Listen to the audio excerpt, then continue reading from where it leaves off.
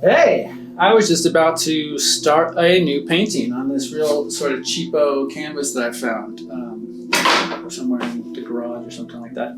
And as you can see, I have sketched some nonsense on it with this stick of graphite. You can see here's where I got the idea, right? You can see this figure in this sketchbook, random doodles. I think I was thinking of Mitch McConnell. So I've sketched it on my canvas in just a soft graphite, really lightly and sort of loosely, nebulous at this point. It's not super precise, though of course if you need that precision, put a grid on your canvas, put a grid on a photo or a grid on a drawing that you're trying to reproduce, or you could use a projector, trace your image onto the canvas. I recommend though staying very loose at the beginning of your painting. Very soft, very nebulous, very generalized as you go.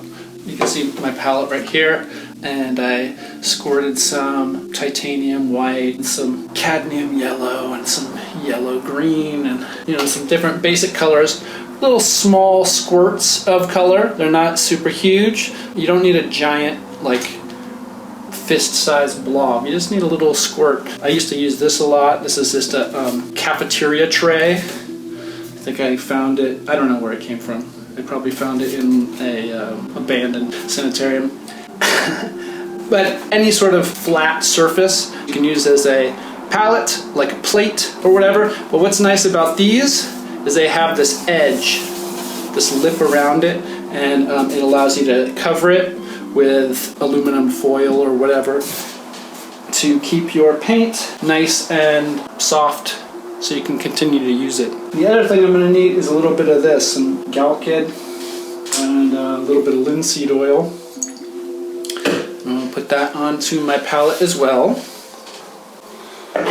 And as you can see, I started with sort of a cadmium red-ish brown mess of color just in the background. Don't know what else I'm going to do in this painting. I might add probably another figure or some other sort of parts of the environment here.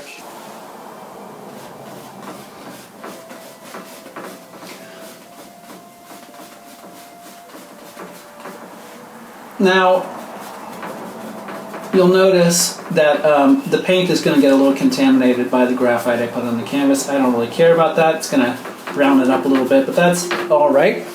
At this point I am doing this very, very loosely and generalized. Right? I'm sort of making the rough shapes of the blobs of color. I will layer on top of this and sort of refine it a little bit more as I go. Most of the action of your painting should be happening on your palette, right?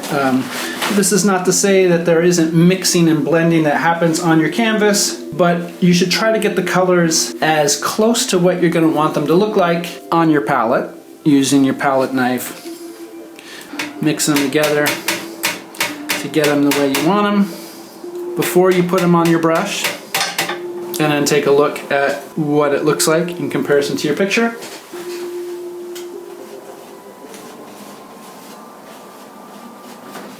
And just throw that on there. Really, really undefined and loose, sketchy at this point. And this is how I highly recommend you work.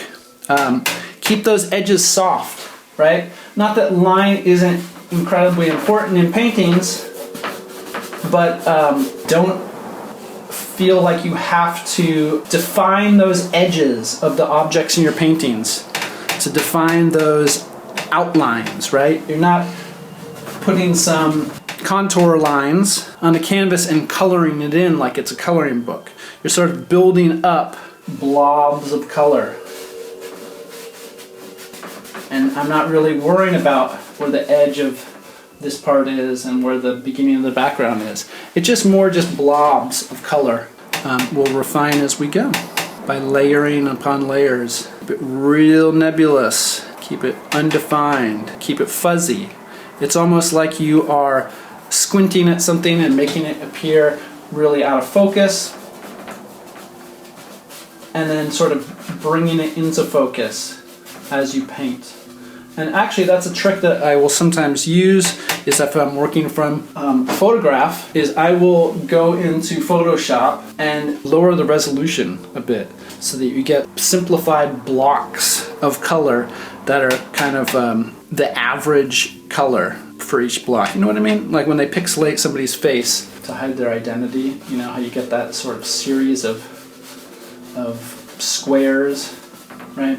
Very low resolution picture. You get like the basic generalized idea of the color that goes there and the color that goes there. When I'm trying to get shadows, I use a lot of complementary colors, you know, reds and greens going together to sort of create some browns that sort of fit in with the colors that are next to them.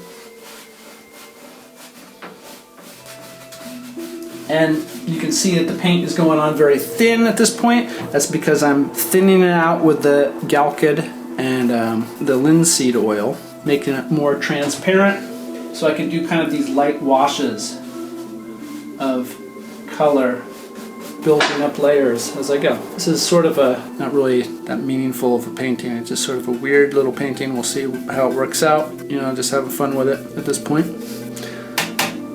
But it has some potential, maybe, I don't know. We'll see what happens.